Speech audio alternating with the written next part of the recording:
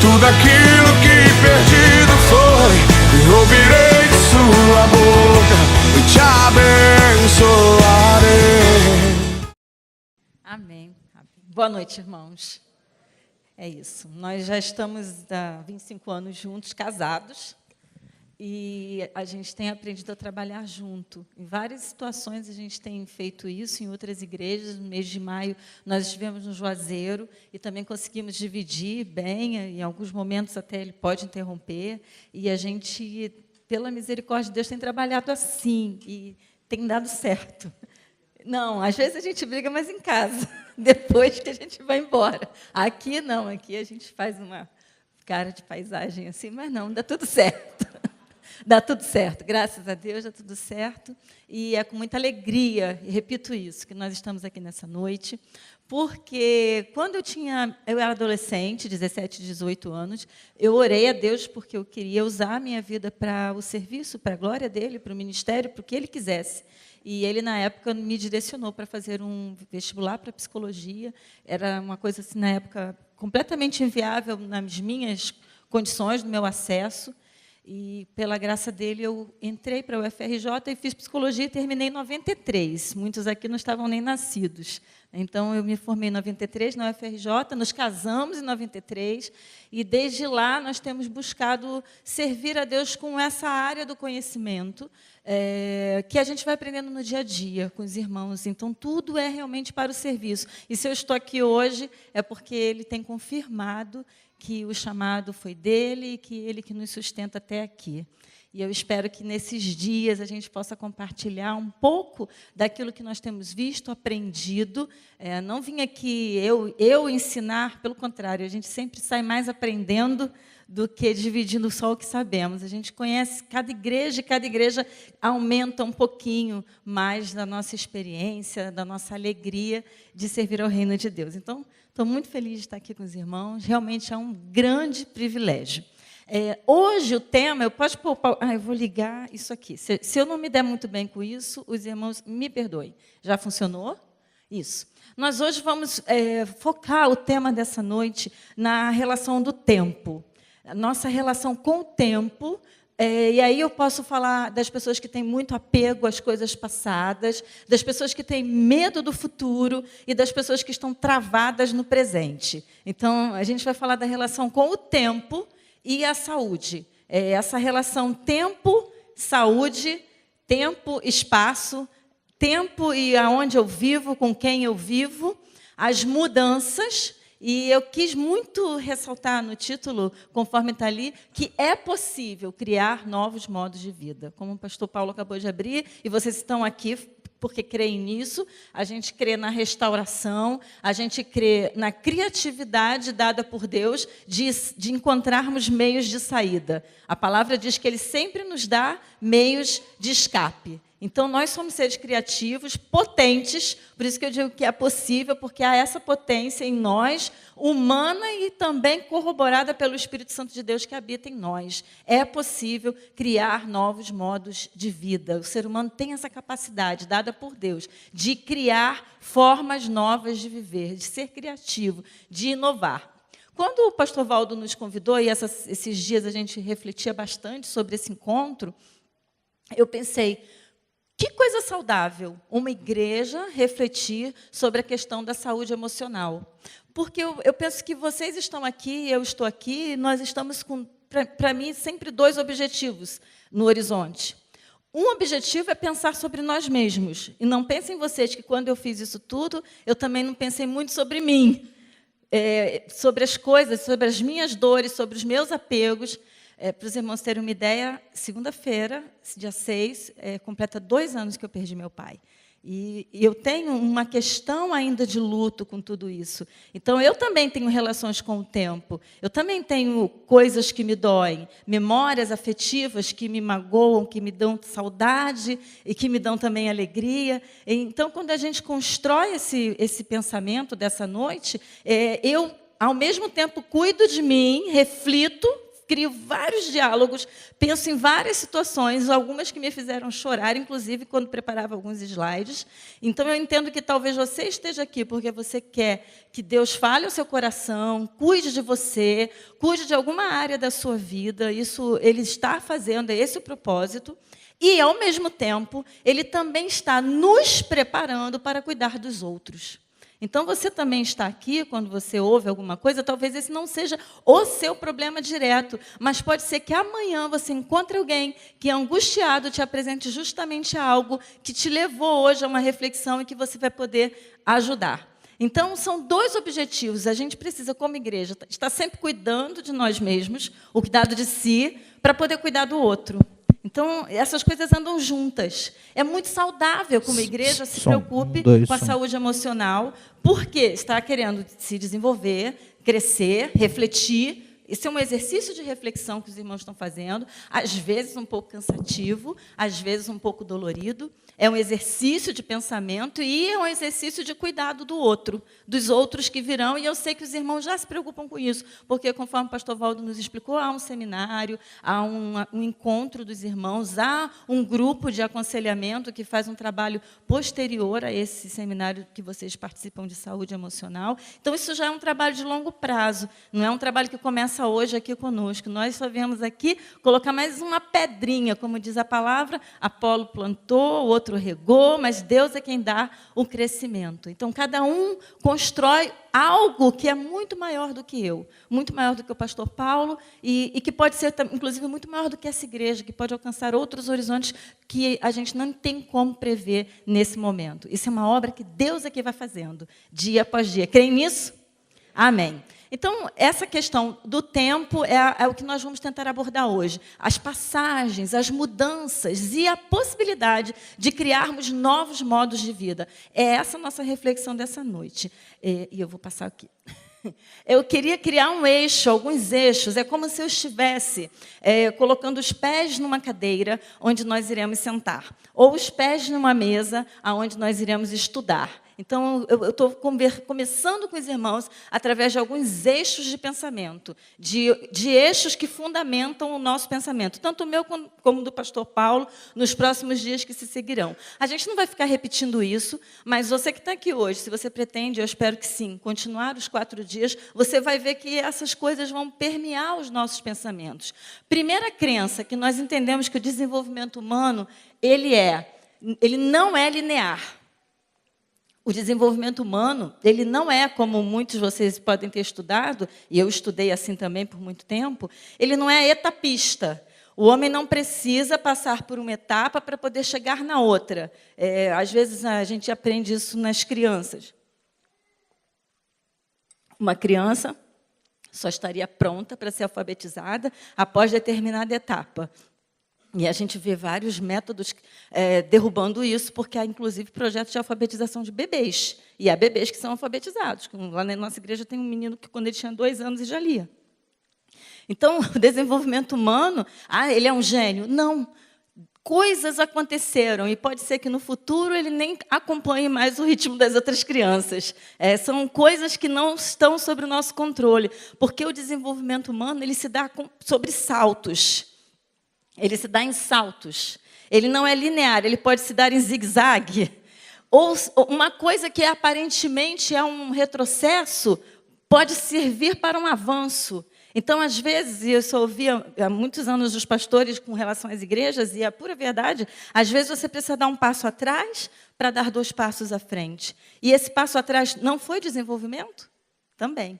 Então, às vezes, vem uma dor, às vezes há uma perda, e que você considera um retrocesso. Mas aquilo que você considera retrocesso hoje pode servir para ganho amanhã. Compreendem?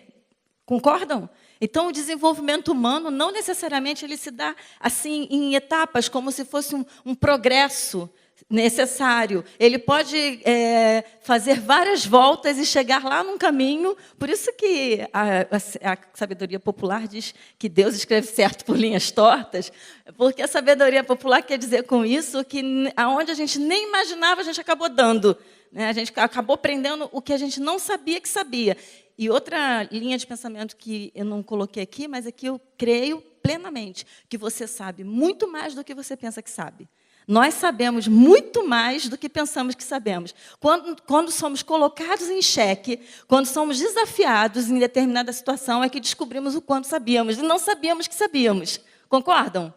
A minha filha, no ano passado, viveu uma experiência de passar um mês sozinha na Alemanha. Foi a primeira viagem internacional. E ela, de cara, teve que passar um mês na Alemanha. E aí a gente ria muito com isso, porque ela... Não, a primeira viagem internacional foi para o Chile, sozinha também, com a Voluntários Sem Fronteiras pela Junta. E ela passando um mês, mas lá ela foi em grupo. E para a Alemanha ela foi sozinha, para estudar alemão. E ela dizendo para mim, mãe, eu sei fazer compras. E eu não sabia que eu sabia fazer compra no mercado. Eu sei fazer comida. E ela fez várias coisas e dizia, não é que eu aprendi a lavar roupa? Aí, no final, eu fui lá para buscá-la, porque eu estava num país próximo, eu estava estudando na França. E, quando eu fui buscá-la, ela falou, isso aqui fui eu que fiz. Isso aqui já fui eu que arrumei. Fui eu. Então, a experiência de viver um mês sozinha fez com que ela descobrisse que ela sabia muito mais do que ela imaginava que ela sabia. Então, isso é uma coisa que eu defendo, faz parte, inclusive, da tese que eu estou defendendo, é que o ser humano ele sabe muito mais do que ele imagina que sabe. Mas, quando colocado em xeque, quando colocado no desafio, é que a gente mostra o que a gente realmente sabe. A gente só descobre fazendo. A gente só sabe que sabia quando a gente é desafiado a fazer. Outra coisa importante que a gente pensa sobre desenvolvimento humano, que ele é complexo e multideterminado. Muitas coisas podem desenvolver uma habilidade em você que você não imaginava. Você nem sabia de onde que aquilo saiu. Porque você passou por determinada situação, aquilo se desenvolveu em você. E aprender determinadas coisas pode desenvolver outras. Eu desde cedo, sempre gostei muito de bicicleta, aprendi a andar de patins com 40 anos de idade e aprendi a dirigir moto com 35, mais ou menos, tenho carteira de moto, e hoje em dia eu faço pilates. E eu descobri que eu tenho uma habilidade de equilíbrio muito boa, mas por causa de todo esse histórico de outras atividades que eu fazia, que tinham a ver com equilíbrio, com controle, e que me facilitaram no que eu estou fazendo hoje. Então, eu faço pilates com a minha filha, que tem 22 anos, 21 anos, mas a gente tem, em muitos momentos, eu, com quase 50, tenho mais habilidade que ela, porque coisas que eu fiz durante a vida desenvolveram aquela habilidade. Então, coisas que você nem imagina podem estar te preparando para outras coisas, porque o desenvolvimento ele é multideterminado. Muitas coisas podem provocar desenvolvimento em você, e você nem imagina. Eu vou dar um exemplo, eu tinha muita dificuldade com língua estrangeira. Ainda tenho com inglês, não é uma língua que eu domine. E a língua que me simpatizava e que eu tentei estudar primeiro e que funcionou foi o francês. Então, eu fui estudar francês e levei a sério o francês. E eu entrei em algumas situações no ano passado com meu marido em que eu precisava falar inglês. E eu sabia e não sabia que sabia. E saiu. E eu resolvi sozinha, porque sempre que eu estava com meus filhos que falam bem inglês, eu ficava tranquila. Mas, quando eu fui desafiada, eu descobri que eu sabia resolver problemas. Inclusive, um rapaz me deu uma aula numa moto, num negócio de 4 rodas, que eu não sei o nome daquilo, quadriciclo, ele me deu uma aula em inglês. Nós rodamos 3 dias com aquela máquina e ninguém se acidentou. Sinal que eu aprendi. A aula funcionou. E na Grécia, o rapaz me dando uma aula em inglês. E funcionou. Eu descobri que, através do francês, isso é verdade, tanto que há cursos que ensinam 3 línguas ao mesmo tempo, que, através de uma língua, você pode chegar a outras com mais facilidade. O teu cérebro é magnífico. O nosso cérebro é uma máquina incrível. E pouco conhecida. Complementaridade entre fatores, eu creio nisso. Fatores biológicos, ambientais, sociohistóricos. Então, alguém alcança determinada meta, nunca é sozinho. São fatores que corroboram para que aquilo aconteça. Determinados surfistas são brilhantes aqui de Florianópolis. Por quê? O ambiente ajuda. As praias, há todo um clima que favorece para que ele, desde cedo, se envolva naquele ambiente, se envolva naquele meio. Eu estava vendo... eu não sei o nome do seu filho, pastor. Vinícius cantando, e eu sei que a avó gostava de música, já tem uma tradição na família. Né? Isso, claro que corroborou esses fatores históricos, biológicos, ambientais, são vários fatores que corroboram para a formação de um perfil de um determinado grupo ou de uma determinada pessoa. Há coisas que vão acontecendo que são muito maiores do que nós imaginamos. Temos intenções, mas não temos garantias. Então, você pode realmente imaginar determinado caminho e lá na frente dar em coisa completamente diferente. Você pode ensinar 2 crianças. Quem é a professora que sabe disso? Você ensina 30 crianças a mesma coisa e, na hora do resultado de uma prova, de uma avaliação, a avaliação será completamente diferente. Porque você teve intenções, você se preparou para aquilo, mas a garantia de como se dará no caminho ninguém tem. A vida é uma eterna incerteza. Viver é uma imprecisão. Nós não temos garantia do que vai acontecer amanhã. Então, e outra coisa muito importante, o vivido serve de apoio para o novo. Por que eu coloquei isso aqui? Porque há quem diga que, com a idade, a gente já não tem mais habilidade de aprender. Isso é uma grande falácia. Quem já fez a 2ª faculdade concorda com o que eu estou falando. Porque, geralmente, a 2ª formação você faz com mais facilidade do que você fez a primeira. Porque você aprendeu o perfil de como um estudante universitário caminha, você foi aperfeiçoando a forma de estudar. Então, tudo nessa vida serve de aprendizagem. Resumindo, tudo serve para crescimento, inclusive o que foi ruim para você. Concordam? Basicamente, esse eixo é para dizer que o desenvolvimento humano ele é imprevisível, mas que tudo serve para o nosso crescimento. E a Bíblia diz isso, que todas as coisas concorrem para o nosso bem, inclusive aquilo que a gente não imaginava que seria. Isso é muito importante, que fique na sua mente como um eixo, como um pé dessa cadeira que eu quero colocar em pé. O segundo pé é que é muito importante mudar. A importância das mudanças no desenvolvimento humano. Sem mudança, não há crescimento. Na vida, nada é estático, ainda que isso nos incomode. A gente gostaria, né, que as coisas não mudassem tanto, mas as coisas mudam. Deus é um Deus de mudança. Deus, ele tem, em essência, essa tendência a mudar todo dia, todas as coisas. Tanto que a gente nunca acorda igual. Dizem que a gente perde várias células dormindo. Você se transforma dormindo, mesmo quando você acha que não está acontecendo nada, está. Você não é o mesmo.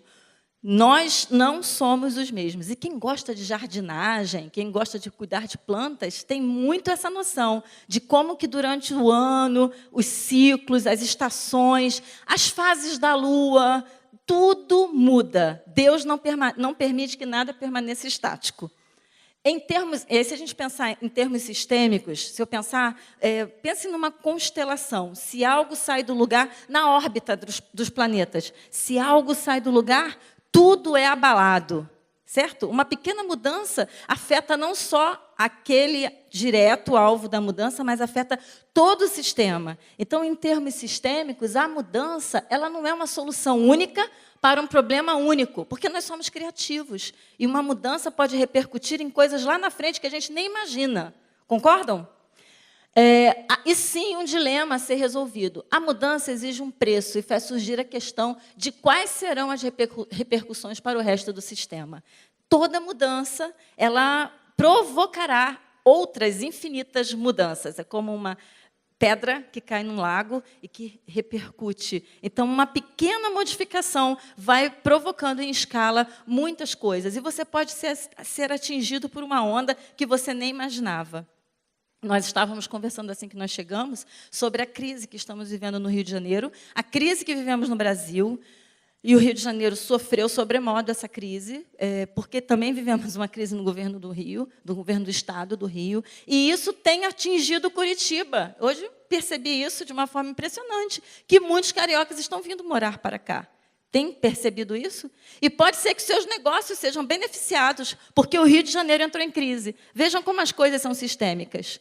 Pode ser que você consiga, inclusive, abrir novas frentes, aproveite criativamente o que está acontecendo, porque as pessoas criativas e que leem o tempo, as pessoas que têm a habilidade de ler o tempo, de estar à frente das mudanças. E essas pessoas observam o que está acontecendo e imediatamente entram em ação. É assim com o Uber. Alguém observou que os serviços de táxi no mundo inteiro eram problemáticos, viu que há uma rede de internet disponível e imediatamente criou uma opção de serviço de transporte, que, particularmente, a gente acabou usando bastante lá no Rio. Isso foi uma visão que alguém teve. Quem já usou o Airbnb sabe que é a maior rede hoteleira do mundo e que eles não têm nenhum hotel, porque eles hospedam pessoas na casa de outras pessoas. Isso tudo pela internet. Eu já usei muito e funciona perfeitamente. São pessoas que observam as mudanças, as necessidades e estão sempre atentas. Mudar é preciso. E a resolução de um problema imediato cria um outro problema. O meu professor, meu orientador lá na França, ele tem uma frase que o real sempre avança. Ou seja, quando você cria uma solução para um problema, pode ser que aquela solução crie um novo problema, mas avançou, desenvolveu. Você ia estar estagnado lá atrás. Então, às vezes, o que aparentemente é um problema vai culminar em várias soluções que novamente gerarão para você outros problemas. Por exemplo, se você não tinha máquina de lavar louça, eu não tenho, ela vai existir na sua casa para te ajudar, mas pode ser que ela te crie outros problemas, inclusive conflitos dentro de casa, pelo uso da máquina, e que você um dia acabe até desistindo de usá-la e troque por outras opções. Foi ruim ter comprado? Não, você descobriu como é usar e se funcionou ou não. É preciso caminhar, avançar. Por isso que a gente precisa ir sempre para frente, porque senão a gente fica estagnado e não descobre o novo. Pode ser que o novo dê problema? Pode, mas como é que você vai descobrir? Fazendo. Meu pai tinha uma máxima, meu pai não andava de bicicleta. E aí eu gostava muito de andar de bicicleta, pegava a bicicleta de todo mundo na rua para andar e de vez em quando eu caía. Aí ele dizia assim, caiu, né? Só acontece com quem anda de bicicleta. Eu nunca caí, porque eu nunca andei. Então, parabéns por você, que você tentou. Caiu, mas tentou, agora você sabe andar. Então, só cai quem se desafia, quem vai à frente, ok? Mudar é preciso. Primeiro, a gente falou sobre o desenvolvimento humano, sempre arriscado, a vida é arriscada. Agora, a gente falou sobre os processos de mudança. O terceiro eixo, eu queria falar com vocês sobre a questão da saúde. Saúde, para algumas pessoas, para algumas convenções, é apenas não estar com nenhuma doença. Hoje eu acordei, não estou com febre, não estou com a garganta doendo, eu estou bem de saúde. Mas saúde é muito mais do que isso, não é só ausência de doença. Há uma relação direta entre saúde e atividade humana. Isso é um pensamento, né, de uma linha francesa de trabalho com saúde. Muitos pesquisadores pensam assim. Eu não vou entrar em autores com vocês, porque eu acho que isso ficaria muito enfadonho. Mas toda atividade humana ela é situada no tempo e no espaço. Nesse momento, estou aqui, junto com vocês. Meu pensamento está voltado para a Segunda Igreja Batista de Curitiba. Nesse sábado à noite, se amanhã eu voltar aqui, não será mais a mesma coisa. Porque mais um dia terá se passado, o público talvez seja outro, o clima talvez seja outro, o som talvez esteja diferente, e nunca nós somos os mesmos. As palavras nunca serão as mesmas. A presença de qualquer um aqui, por exemplo, ele aqui na frente anotando, já me influencia. Os dois estarem sentados ali já me influencia, porque são espectadores. Eu não estou dialogando no vazio. Nós estamos dialogando uns com os outros. E isso muda o discurso de quem fala. Toda atividade ela é dirigida. Quando eu faço algo, quando eu faço uma comida, quem vai comer muda a forma de fazer. Por isso que uma boa cozinheira, uma cozinheira de essência, uma cozinheira que tenha sensibilidade no que faz, ela nunca faz o mesmo prato do mesmo jeito. Faz ou não faz? Quem gosta de cozinha? Muda, sabe por que muda? Porque quem vai comer, às vezes, é outra pessoa, em outro momento. Às vezes, tem alguém que não pode comer muito sal, aí você já dá uma maneirada, muda o tempero, muda o cardápio, porque você, na hora que faz, você está pensando em quem você quer agradar. E isso produz saúde. Essa frase ela é muito importante, do Canguilhem, um estudioso francês. Ele diz que a gente se sente bem, saudável, produtivo, potente, vigoroso, quando a gente pode assumir responsabilidade pelos nossos atos. E quando a gente leva coisas à existência. E quando a gente faz relações entre as coisas que não viriam a existir sem mim. Então, quando nós criamos conexões entre as pessoas, e mesmo depois que eu morra, eu sei que aquilo continuará, isso faz muito bem à saúde. Vou dar um exemplo. Nós tínhamos um diácono em Brasília, irmão Natanael Bonfim. O pastor Valdo conhece bem. Não sei nem se o irmão Natanael ainda está vivo. Beirando os 90 anos. E o irmão Natanael, depois que ele já estava com bastante idade, ele foi na nossa igreja, alguns anos, 5 anos atrás, quando o pastor estava fazendo 20 anos de ministério. E ele disse que Deus deu a ele um ministério magnífico, marceneiro, o ministério de escrever cartas. E se alguém, naquele dia, ele foi lá visitar a nossa igreja, a igreja atual, e se alguém tivesse um problema, ou alguém que você gostaria que ele mandasse uma carta, alguém que perdeu alguém que se separou, alguém que perdeu um filho, enfim, contasse para ele que ele ia sentar, orar e escrever uma carta e mandar para a pessoa. Olha que magnífico. Isso é estar ativo e continua vivo e saudável. Porque continua ativo. Atividade humana produz saúde. Vida com sentido, vida com motivo, com motivação. Quando eu perco o sentido, quando eu perco esse fio que me motiva a trazer coisas à existência, a fazer conexões entre as pessoas, tenho certeza que um dia, por uma série de coisas, não foi sozinho. O pastor Valdo estava lá, talvez junto com a equipe, e sonhou com um seminário de saúde emocional. Sonhou, imaginou, e começou a entrar em atividade.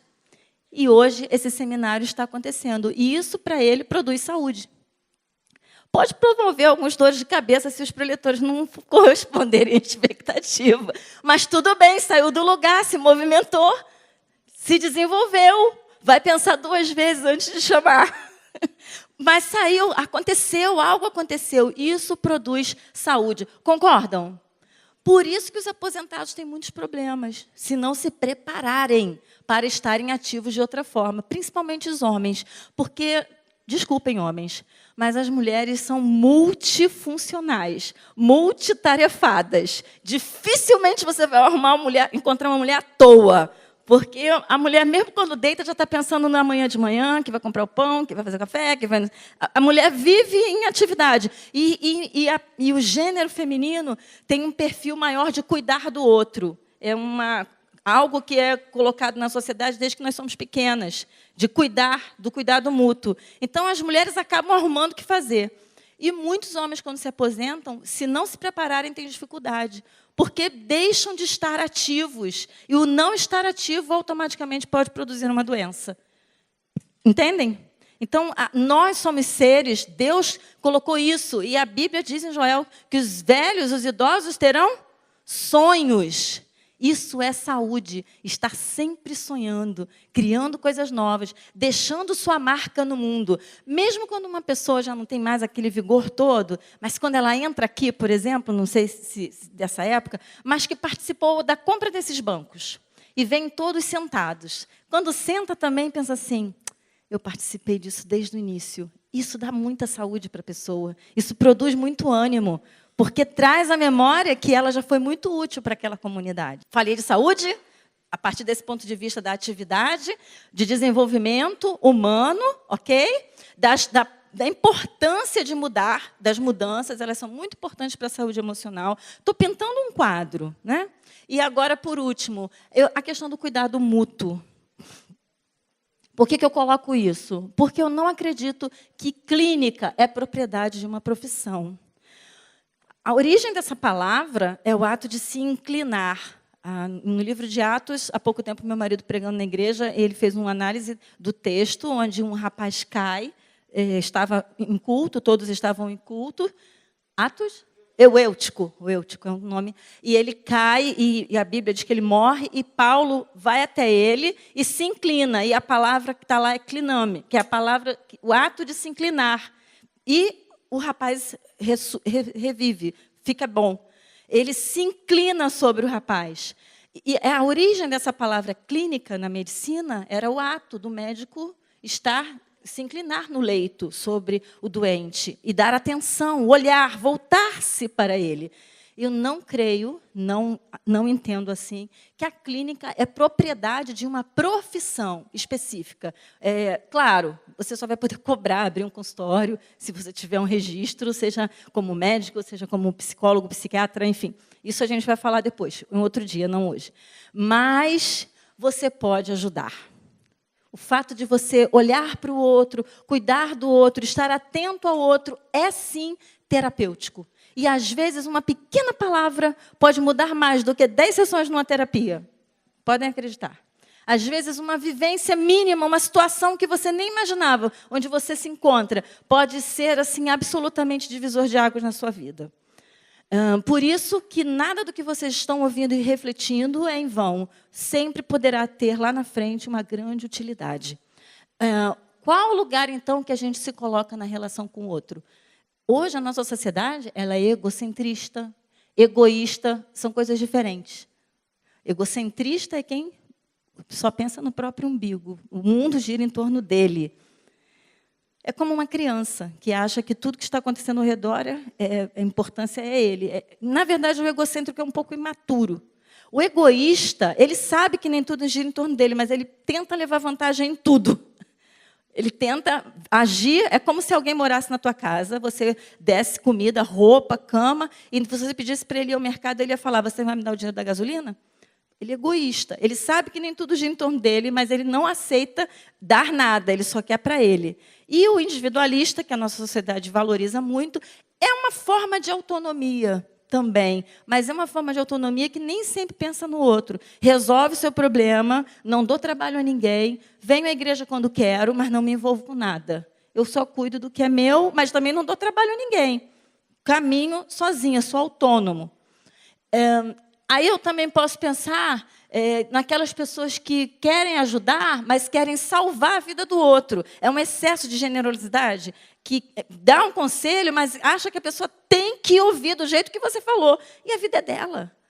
Você pode até estar com razão, mas ela que vai agir de acordo com os recursos que ela tiver. Então, essa relação que a gente tem com cuidado com o outro, ela precisa também ser sábia o tempo inteiro.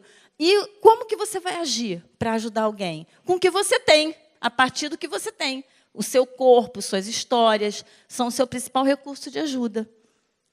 Crise, ela é sempre uma oportunidade de crescimento. Não olhe para a crise como o fim, mas como o início de uma nova era, de um novo momento.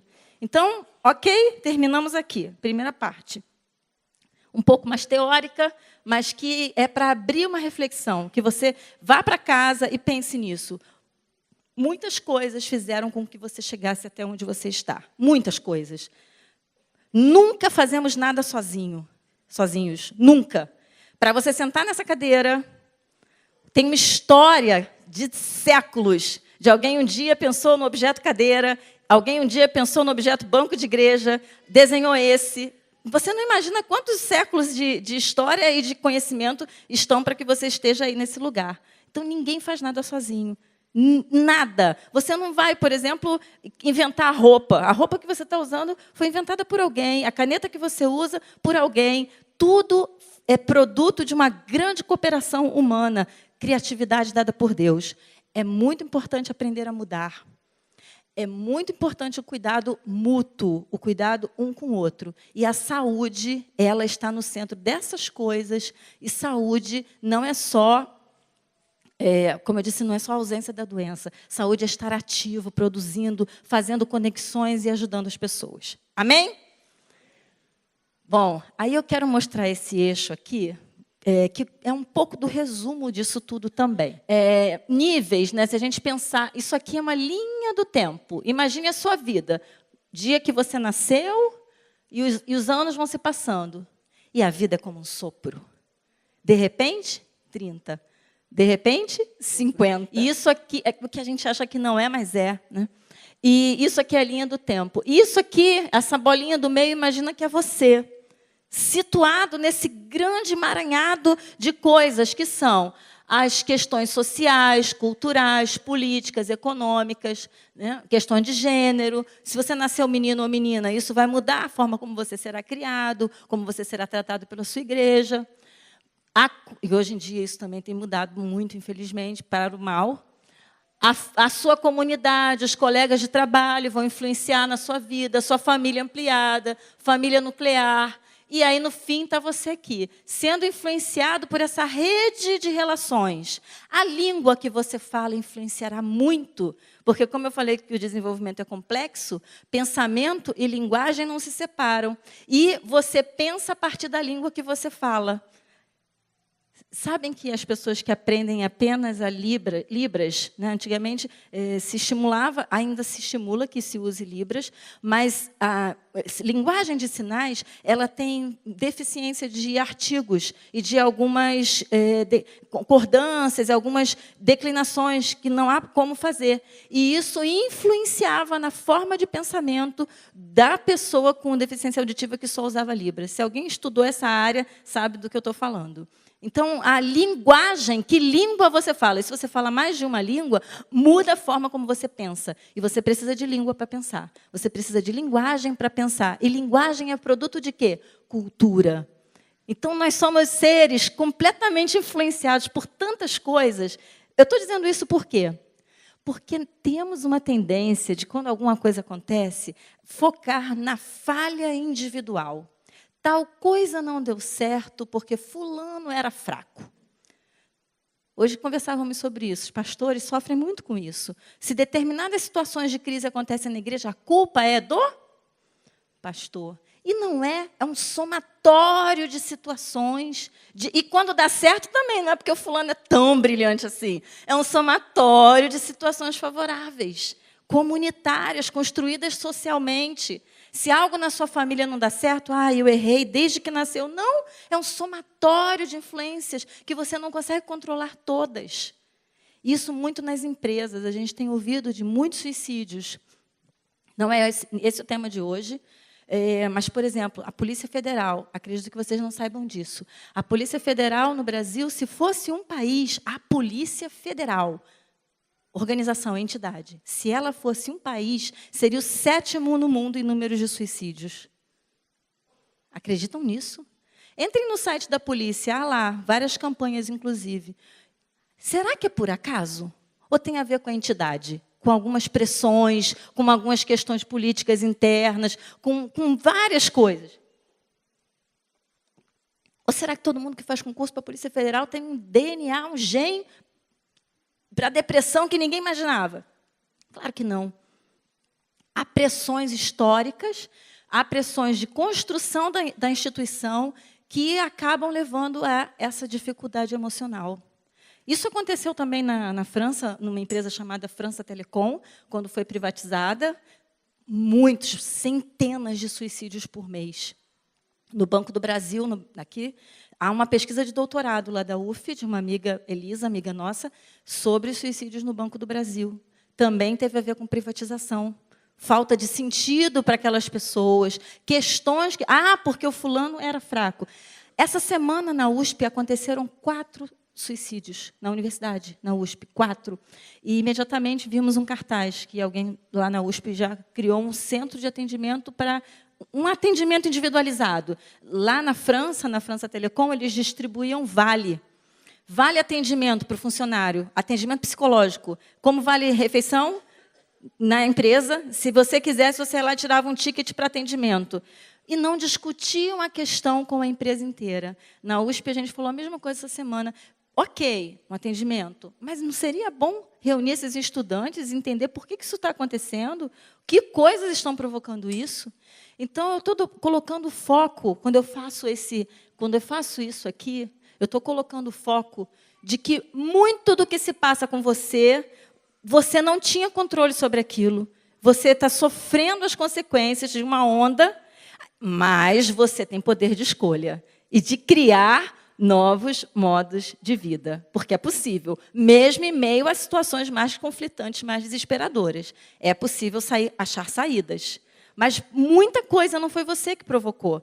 Eu estou querendo desmanchar essa questão da culpa, que às vezes a gente fica carregando esse ranço, né, de coisas lá de trás, e que você fica, fui eu que provoquei. Foi dentro daquela circunstância, você agiu com o que você tinha. Entendem? Eu não estou acompanhando nada de campanha política, tá? Eu estou completamente por fora, infelizmente, porque eu estou muito triste com a nossa situação. Mas é comum, e eu vi isso essa semana, vocês vão ver isso, pegarem uma declaração de 10 anos atrás de um político e falar, lá, você falou isso. Hoje em dia fazem muito isso. Pegam uma frase que você disse e aí esse político respondeu, mas era o que eu conhecia até então. Eu não sabia, a partir dali minha opinião mudou. É claro que ele pode estar mentindo, mas é verdade que a opinião pode ter mudado. Você fala naquele momento, por isso que eu digo, toda palavra, retomo, é situada. Não, um enunciado de 10 anos atrás pode ser esquisitíssimo hoje em dia.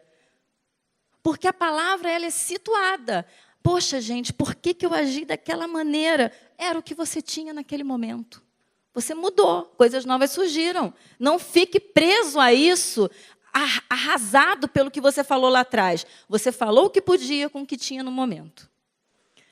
Então, aqui, o que vai acontecer no decorrer do tempo da sua vida? Estresse. Conhece essa palavra? Toda mudança, toda transição de ciclo de vida provocará em você estresse. Eu estou sabendo que o Vinícius está prestes a sair de casa. É isso, Vinícius? Isso é um momento de estresse, de mudança. Jesus, mas é mesmo. A gente ministrou um curso para pastores há pouco tempo e eu pedi umas questões, achei aquilo muito bom, muito, muito, muito rico. E um filho de pastor que eu conheço, Vinícius, ele respondeu, ele fez um desabafo na declaração dele, muito, muito consciente. Ele falou que ele já trabalhava antes de casar, ele já era uma pessoa responsável, tinha o carro, já tinha comprado o apartamento, mas no dia que ele casou, a partir daquela semana, meses iniciais, ele se viu muito estressado e ele não estava entendendo por quê. Porque parece que aí depois, agora, ele elaborou isso, pensou, uma ficha mudou. Porque antes ele fazia tudo aquilo, mas ele estava sob o cuidado do pai e da mãe, entre aspas. Assim, por mais que ele já tivesse o apartamento, já trabalhasse, mas ele disse que no momento em que ele casou, e foi sozinho, é como assim, lançado no mundo. Ai, agora é comigo. Agora é comigo e com minhas consequências. E isso não é fácil. São estressores. Ter o primeiro filho, se aposentar, a morte de alguém.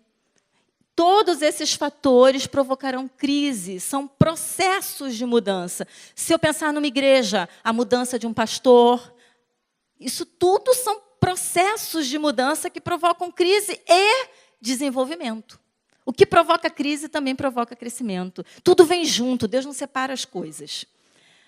E há aquelas questões que são imprevisíveis. Então, há as previsíveis e as imprevisíveis. Se eu pensar aqui nas previsíveis, então eu disse, sair de casa, pode ser por casamento ou porque você vai estudar, arrumou um emprego em outra cidade. Né? Aquele primeiro momento que você descobre, vou sair de casa. Essa semana, um casal da nossa igreja, algo muito curioso, eles têm 2 filhos.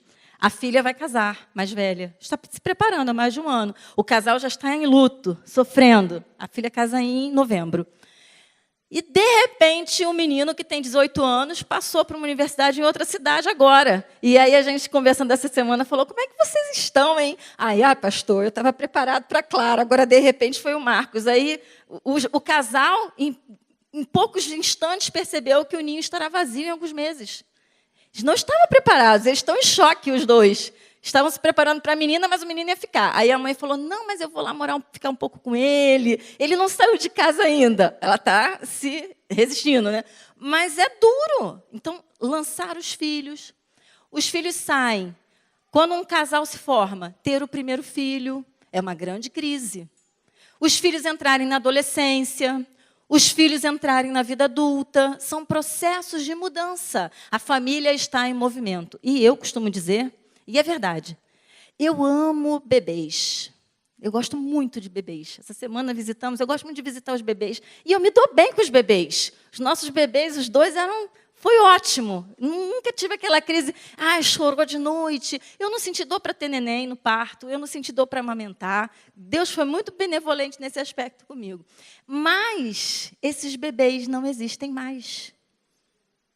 Cresceram. Se eu colocasse os 2 numa camisa de força, quando eram pequenos, colocasse um sapatinho 19 no pé de cada um, ia matá-los, porque eles iriam crescer, queira eu ou não, eles iriam crescer. Permita eu ou não, Deus faz assim. Deus coloca tudo em movimento. Eu preciso lidar com o fato de que eu não tenho mais bebês. Aqueles da foto não existem mais.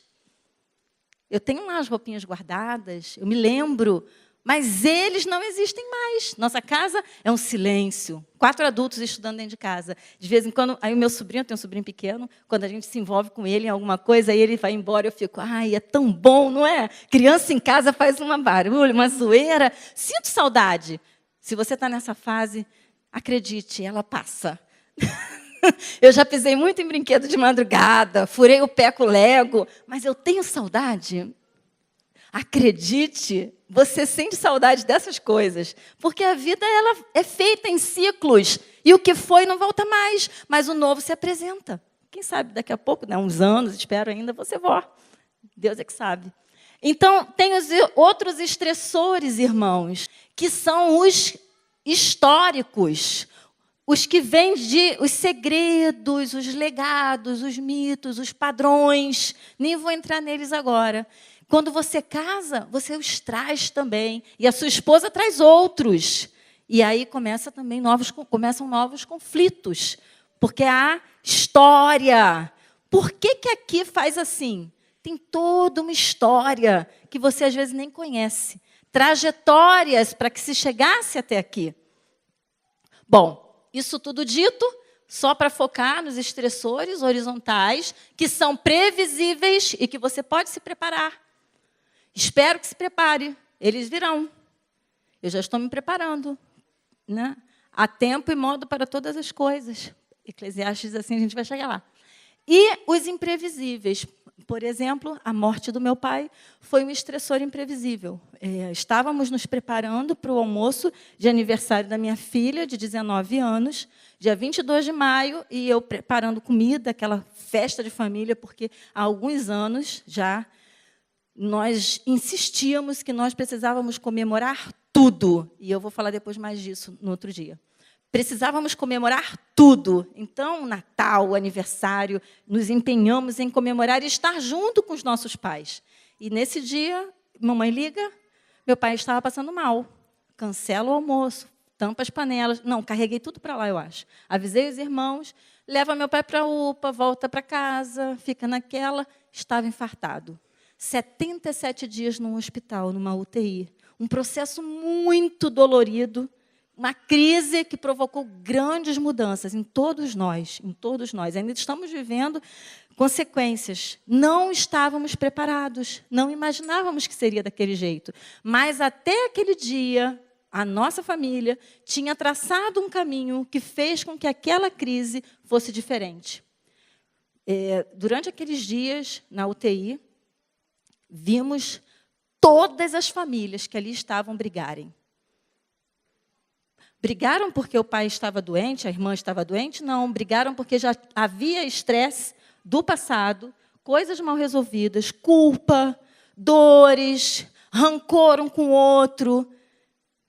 Todas. Brigaram, inclusive, de agressão no hall, porque quem já acompanhou alguém numa UTI sabe que você não entra quando quer e você acaba convivendo muito com as pessoas que estão na mesma situação. Vi aquelas pessoas todo dia. Durante 77 dias, todos os dias estávamos ali. Alguns iam embora, outros voltavam e nós permanecíamos. E por que as pessoas brigavam numa situação tão difícil? Porque há toda uma trajetória para chegar ali de estresse. Então, há os imprevisíveis. Há uma doença crônica que vai mudar a tua história, acidentes, traumas que provocam transtorno de estresse. Isso a gente não vai falar com calma aqui hoje. Para terminar essa parte, concluindo, a tarefa das famílias, e você pode ler igreja, gerações, a tarefa das famílias é produzir e treinar novos grupos de seres humanos para serem independentes, formarem novas famílias e repetirem o processo, enquanto os grupos mais velhos perdem o poder, declinam e morrem. A vida familiar, ou a vida numa igreja, ela é uma eterna troca de guarda multigeracional. Troca da guarda, nova equipe chega, a outra vai embora, eternamente trocando de guarda. E, embora esse processo, às vezes, seja suave, com transições políticas numa democracia, vota, vai, tudo bem, mudou, com maior frequência não é fácil, é carregado de perigo e rompimento. A partir dessa evidência, devemos supor que a maioria das famílias não pula facilmente para novas integrações e que as transformações não são, de forma alguma, autoasseguradas. Goste você ou não, eu tenho dificuldade, mas estou chegando lá. As pessoas morrem. Nosso tempo aqui é limitado. O dessa noite também já está acabando. Nós temos limite. E a nossa função aqui é agir, estar ativo, fazendo coisas, mas, ao mesmo tempo, preparando uma nova geração que nos substituirá, que fará por nós. Hoje eu cuido mais da minha mãe do que ela cuida de mim. É o contrário, as gerações mudam, a vida passa, e a gente precisa entender essas coisas e aceitá-las porque Deus fez assim. Bom, volta lá à primeira tela e vamos para a parte final. Um pouco mais suave para todos nós, crentes, salvos em Jesus, porque vamos ler a Bíblia. E, para concluir, queria que a gente focasse que estamos aqui, esse seminário existe porque nós somos pela vida, assim como Cristo. Lutamos pela vida, acreditamos na vida, queremos vida em abundância. Vamos ler juntos, já que vocês estão calados esse tempo todo? Eu vim que tenham vida e a tenham plenamente. Jesus quer que você tenha uma vida plena, feliz, abundante. Amém? Amém. Não viva com migalhas. Não ia contar essa ilustração, acho que não vou, mas chego lá. Somos capazes de criar novos modos de vida. Vamos ler juntos o texto? Depois que formou da terra todos os animais do campo e todas as aves do céu, o Senhor Deus os trouxe ao homem para ver como este lhes chamaria. E o nome que o homem desse a cada ser vivo, esse seria o seu nome. Porque Deus crê e colocou em nós a capacidade de criar. Dar nome é coisa séria. Não é qualquer coisa, não. Dar nome é coisa séria. Nós temos a capacidade de criar. Aí eu queria mostrar essa história, falar dessa pessoa, é rápido. Eternice. Olha a data de nascimento dela. Ela está vivinha, tá? Está lá, está acompanhando tudo que a gente faz o tempo inteiro. Ela é membro da nossa igreja, diaconiza. No fim desse mês, ela vai completar 97 anos, vai à igreja dominicalmente. Há pouco tempo, sua sobrinha, a Ilse, isso foi a foto do ano passado, do aniversário dela. Ela comemora todos os aniversários. Eu estive nos 90 e eu falei para o meu marido hoje, será que a gente tem que preparar uma grande festa para os 100 anos de Eternice daqui a 3 anos, se nós estivermos vivos. É verdade. Ela, há pouco tempo atrás, a sobrinha, com 70 e poucos anos, sofreu um grave acidente. E a sobrinha foi para a casa dela, e ela que cuidou da sobrinha. Ela mora sozinha, Eternice. E não pense que ela está fora do ar, não, que na época do acidente da sobrinha, estive lá conversando com ela, e ela me contava detalhadamente cada hospital, cada médico que atendeu a sobrinha. Ela sabia tudo, me explicar. A sobrinha não estava nem se situava mais. E ela sabe tudo. Ano passado, Eternice perdeu o filho mais velho e o filho mais novo. Em meses. O filho mais velho, viver muito não é fácil. É bom, eu quero viver muito, mas não é fácil. E ela precisa se reinventar todos os dias. Ela tem Facebook, pode procurá-la. Estou falando sério, e ela usa muito bem a rede. Comenta tudo. Sempre que eu falo na igreja, no mesmo dia ela me manda uma mensagem. Irmã, me abençoou muito sua palavra. Tal versículo, ela faz todo discorre sobre o que ela ouviu. Não é magnífico? Olha o nome, Eternice. Com esse nome vai longe. Há pouco tempo teve uma gincana na escola dominical. Há pouco tempo, na igreja. Gincana na escola dominical. Cada classe teve quem não tinha. Teve classe que não havia aluno para isso, tá? foi desafiada, na hora, assim, tarefa surpresa. Vinha aqui na frente um aluno e diga todos os livros da Bíblia. Classe de jovens. Eu acho que não teve, não me lembro. Aí a classe dela, todo mundo olhou para ela, vai lá, Internice. Aí ela foi. Históricos, poéticos. Ela não falou só todos os livros, ela falou com todas as divisões. Ela, sabe assim, tudo. E ficou a igreja assim, olhando para ela. Isso há 95 anos. Ela acabou de mandar uma afinar o piano, é verdade. Ela pediu para afinar o piano, ela tocava piano alguns anos atrás, que ela quer voltar a treinar. Criando novos modos de vida. Eu não estou falando de super-homem, não, tá? Eu estou falando de uma pessoa que eu conheço. Aqui deve ter gente brilhante assim também, é que eu não conheço. Eu conheço a Internice, por isso que eu estou contando dela. Ela precisou se reinventar a vida inteira e continua se reinventando. Ela dá parabéns para todo mundo no Facebook, manda versículo. No dia da esposa de pastor, mandou uma foto linda e fez um discurso para mim. Ela é magnífica, fica atenta, continua viva e ativa. E sabe-se lá por quantos anos. Esse é um rapaz que minha filha conheceu na viagem ao Chile com a Junta de Missões Mundiais, Jonas Litieri, ele é de Cabo Frio. E esse rapaz, quando ele era adolescente, na igreja dele, pediram para mudar um letreiro da igreja, e ele subiu. E tinha um fio lá encostando, aquelas coisas, né? E ele perdeu as duas mãos. Quando ele tinha 16, 17 anos, ele era adolescente. Ele é campeão mundial de surf, dessa categoria que eu não sei o nome, não com os atletas que têm problema. Ele é campeão com os atletas que têm mão. Não sei se alguém conhece o Jonas, né? Ele é crente, atleta de Cristo, agora mora nos Estados Unidos. E está aí o Jonas. Vou mostrar um vídeo de 30 segundos com o Jonas. Porque a Luísa viajou com ele e ela falava assim, mãe, ele faz tanta coisa que eu me sinto envergonhada, porque ele sabe fazer um monte de coisa que eu nem imagino. Eles, lá na junta, no projeto, eles fizeram um campeonato de surf e não tinha dinheiro para comprar troféu. E ele falou, não, eu faço os troféus. E ele pegou madeira, arrumou madeira e ele esculpiu.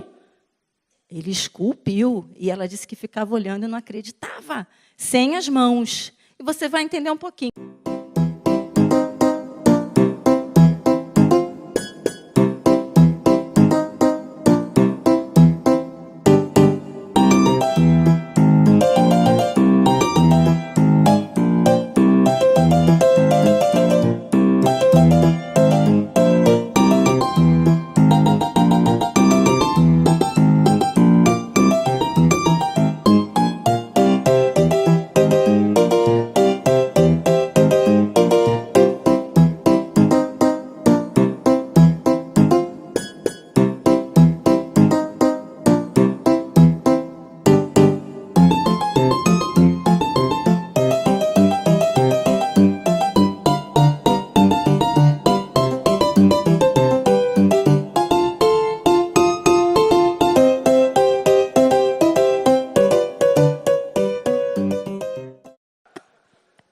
Tem gente que nem sabe que tem fogão na casa.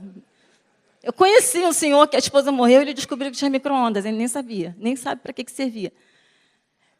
Somos ou não somos capazes de criar novos modos de vida? Amém? Vamos ler juntos? Para tudo há uma ocasião e um tempo, para cada propósito debaixo do céu. Tempo de nascer, tempo de morrer. Tempo de plantar, tempo de arrancar o que se plantou. É melhor ir a uma casa onde há luto do que uma casa em festa. É difícil, né? Pois a morte é o destino de todos. Os vivos devem levar isso a sério. Está lá em Eclesiastes, os 2 textos. E aí eu queria fechar com 3 palavras. A primeira, desfrute da vida porque a morte é inevitável. Isso é um imã de geladeira, está lá na minha casa, eu tirei foto essa semana. Fui nas catacumbas de Paris. Quem sabe inglês já deduziu, né? E comprei esse imã lá nas catacumbas e botei. As catacumbas é um ponto turístico em Paris. E aí você lê isso aqui na tua geladeira todo dia. Fique calmo. Quem é bom de inglês aí pode falar logo. Hã? Você morre. Nós vamos morrer. Então, fique calmo. Nós vamos morrer. Disso não passa. Então, fique tranquilo, vai dar certo. A finitude nos oferece a perspectiva do valor da vida. Às vezes, um jovem imagina que tem a vida inteira e tudo pode acontecer de repente. Em Brasília, tínhamos um pastor Osair, foi visitar um membro muito doente. Voltou para casa, teve um aneurisma e faleceu. E o membro continuou vivo. Ele faleceu assim, muito de repente. E, a partir dali, a família entrou numa crise profunda. Porque, às vezes, a gente acha que tem muito tempo para resolver várias coisas. Resolva antes. A consciência da morte nos dá uma maravilhosa lucidez. A vida tem fim. Então, aproveite-a. Outra questão. Vamos ler junto o texto? Não diga porque os dias do passado foram melhores que os de hoje, pois não é sábio fazer tais perguntas. Vamos repetir? Não diga por que os dias do passado foram melhores que os de hoje, pois não é sábio fazer tais perguntas. Quando os dias forem bons, aproveite-os bem, mas quando forem ruins, considere. Deus fez tanto um quanto o outro para evitar que o homem descubra qualquer coisa sobre o seu futuro. Eu amo muito as igrejas por onde nós passamos. Amo muito Brasília. Ficamos 8 anos lá. Vivemos momentos magníficos. Nossos filhos nasceram lá. Amo muito a igreja em Rio Bonito. Ficamos 8 anos. Quem já foi ao acampamento de Rio Bonito, lá no Rio, morávamos em frente, no meio da floresta. Magnífico. Amo muito nossa igreja em Caxias. Mas, hoje, a igreja de Brasília não é mais a mesma. Se voltássemos lá, não são as mesmas pessoas. O lugar, o espaço até pode ser o mesmo, mas as pessoas não são as mesmas. A história não é a mesma. Nós não somos os mesmos. Ou seja, passou. Foi maravilhoso. Eu guardo na memória. Memória é uma função importante, afetiva, inclusive, principalmente. A igreja de Rio Bonito, aquela casa, amei. Mas não é mais a mesma. Fizeram, inclusive, obras. Não é mais o lugar, mudou completamente. Eu preciso entender que aquilo não existe mais e preciso me preparar para a frente, para o novo. Em maio, essa minha flor de maio. Esse ano, eu gosto de planta. A foto aí pode estar um pouco apagada. Em abril, eu precisei podá-la. Eu tive tempo. Foi uma ocasião que eu tive um probleminha de saúde, estava em casa, e ela não estava bem naquele vaso. E eu fiquei num dilema. Podo, em abril, podar uma flor de maio, é cruel, né? Vou perder as flores de maio. Mas paciência. O vaso não estava bom, ela estava sofrendo. Vamos podar. Troquei de vaso. Quem faz isso sabe que você precisa tirar as folhas velhas, começar novo, porque a planta, ela sente mesmo, quando você muda de vaso. Então, se você deixa aquelas folhas, ela precisa de energia para alimentar aquelas folhas, e ela está precisando de energia para se adaptar. Então, é melhor tirar tudo que está em excesso. E amanhã eu falarei sobre isso. Fiz isso. Mas essa foto eu tirei em junho. No início de junho, ela floriu. Ela não floriu em maio, mas ela se adaptou à mudança. E deu flores. Ou seja, aprenda a se adaptar rápido. Não há bem que sempre dure, nem mal que nunca se acabe. As coisas vão mudar. Tudo é passageiro. Sem flexibilidade, você irá morrer mais cedo que os outros. Lamento. Só lamento. Aprenda a se adaptar rápido. Vamos ler o último versículo? Vocês nem sabem o que lhes acontecerá amanhã, que é a sua vida. Vocês são como a neblina que aparece por um pouco de tempo e depois se dissipa. Porque, enquanto um homem permanece entre os vivos, há esperança. Mais vale um cão vivo que um leão morto. Quem sabe o símbolo do cão para o judeu entende a força desse texto. Dizem que o judeu acorda, o ortodoxo, antigamente, eu já li isso, não sei se é verdade, nunca acompanhei a vida de um judeu ortodoxo. Obrigada a Deus, porque não nasci mulher, não nasci gentio e não nasci cachorro. O judeu agradece, porque não nasceu cão e não nasceu mulher. Eu acredito que seja verdade. Vamos lá. Escolha sempre a vida. Por que desses textos? Terceira palavra, escolha sempre a vida. Então, ó, a morte é inevitável. Você precisa se adaptar às mudanças rápido e escolha sempre a vida. Opte sempre. Esse quadrinho está em francês, eu recebi ele um dia, eu achei muito legal. Não esqueça de viver. Não se esqueça, não deixe de viver. Por quê? Porque você bota desculpas. Ou você é muito jovem, ou você acaba a faculdade, você não tem dinheiro. Quando você começa a trabalhar, você está muito ocupado, tem muita coisa a perder. Filhos, muito ocupado. Depois você está muito cansado. Depois você já está meio passado, com 60, você acha, já estou meio velho para isso. E depois você está velho mesmo. Né? E, por fim, você já morreu, já é tarde demais. Então, aproveite hoje, faça. Né? Eu ia para a academia com as crianças pequenas, eu morro de rir até hoje conto para eles. Eles lembram, eles brigam com isso. Eu queria fazer exercício. Achei uma situação que dava certo. Eles iam comigo. E a gente se divertia. E eles participavam. Eu não podia dar desculpa. Eu não faço atividade física, eu tenho filho pequeno. Né? Tudo é desculpa. Por quê? Quem quer, faz. Quem não quer, arruma uma desculpa. Prefiro morrer vivendo do que viver morrendo. E aqui, esses dois tipos de cansaço é rápido. Um cansaço é aquele maravilhoso de quem trabalhou muito, deita na cama e se sente satisfeito. O pastor Valdo vai ficar cansado na terça-feira de manhã, tenho certeza disso. Mas um cansaço de quem pensou, planejou, fez. Nós vamos ficar cansados, mas vai ser muito bom esse cansaço. E tem o cansaço daquilo que a gente não conseguiu fazer. Esse é o pior, esse adoece. É aquele cansaço que dá uma dor no estômago, que você pensou e não conseguiu. Tentou e tudo deu errado. Chegou no hospital para trabalhar, não tinha remédio, não tinha receituário, deu tudo errado. O cansaço de quem não consegue fazer, ele mata.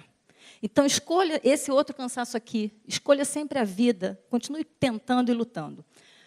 Últimos slides. Isso é muito conhecido. Né? Íamos falar isso no começo.